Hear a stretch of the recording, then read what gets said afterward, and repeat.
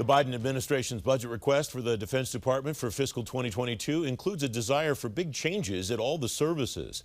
The services all have plans to get rid of older systems and direct the money to more modern systems.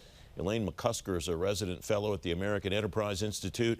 She's former acting Undersecretary of Defense Comptroller. Elaine, welcome. Thanks very much for coming on the program.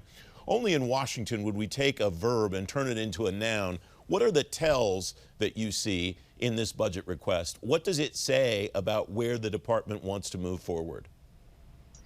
Hey, so thanks for having me on today. And I think there's a lot going on in this budget, obviously. But I've got three sort of macro observations, and I'll start with just one. First of all, the defense is not a Biden administration priority. And there is an attempt to redefine what constitutes a national security investment, I think, to divert defense funds to non-core activities. We got a preview of this fact with the interim national security guidance and with the early April discretionary budget top lines. For example, the OMB press release did not even mention defense, and defense was the only federal function to not even keep pace with inflation, while domestic agencies went up by 16%, including a 41% increase for the Department of Education. This fact was further confirmed on Friday with the White House budget summary that mentions no actual military capabilities. This budget comes at a time when the threat is clear, the competitiveness of the U.S. is in jeopardy, readiness recovery is perishable, and comparisons of real investments actually show China's defense budget outpacing that of the U.S. However, rather than invest in military capability, the budget proposes to divest $2.8 billion in systems while not buying replacements.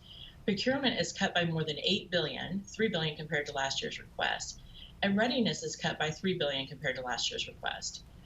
In my view, it's tough to argue that the nation has its priorities aligned correctly when the only federal department to lose ground on the budget and receive nearly no priority or attention from the White House is the organization charged with the security of the nation.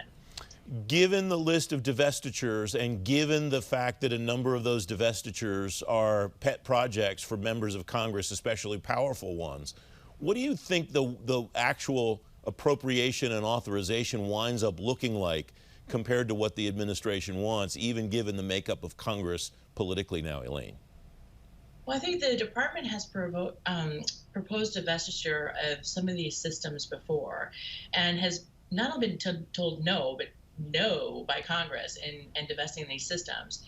I also think that we have a situation where, though it's commendable to continue to increase our research, development, test, and evaluation budget, we're seeing a situation where we're not seeing the outcome of those investments in terms of priority and new capability. And so we need to look at what the right balance is to get what we need.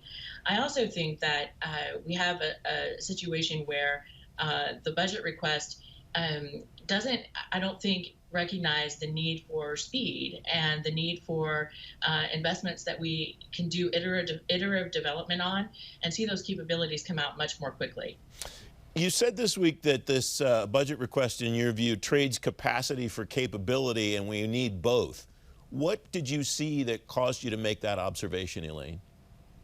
Well, I think we can look at the shipbuilding request, and I think we can look at what's going on with some of the Army systems and reductions in those systems, and also in the aircraft reductions. I mean, if you look at a lot of the major line items for procurement, they're down. And so what kind of signal are we sending to the defense industrial base, and how are they going to be able to react when hopefully all this R&D that we've been doing for the past 6-7 years, where we've had record increases, will come out and we'll need to scale up to do production.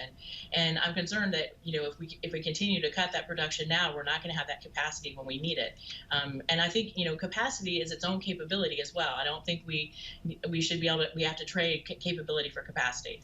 What is the right marker to watch as far as the research, test, evaluation, and so on to drive more success in that area that you don't think we're seeing now?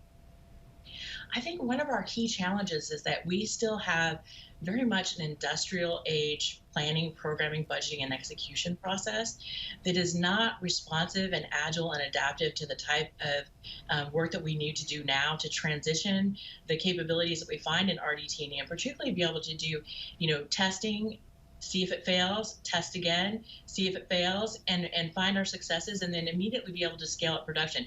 And right now, our systems just are simply not designed to do that. And so we need to find a way to have the transparency that the Congress needs to be able to do its job, and the visibility that they need, and also the ability to more quickly adapt and get capabilities out.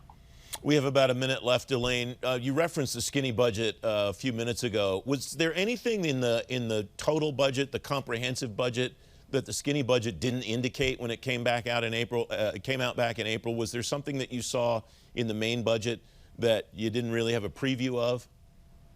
I mean, I think the skinny budget actually did a pretty good job of previewing the fact that defense is not a priority for the administration, and gave us a pretty good signal of where they are putting their priority, and also that they are, I think, intending to redefine things in a way that will allow us to spend more defense resources on non-defense things.